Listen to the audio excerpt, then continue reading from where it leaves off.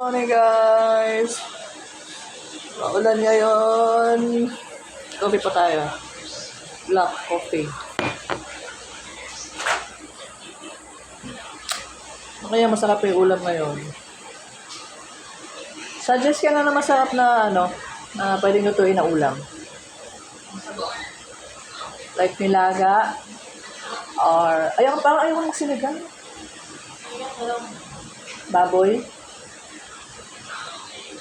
Baka. Ay, masarap po sinigang na baka. Parang same lang naman ang baboy yun. Yung price nun. Ano po, asigang na natin ang hipon na karaan eh.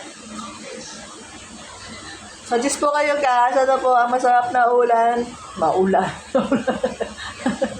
Ano po masarap na ulam ngayong tag-ulan?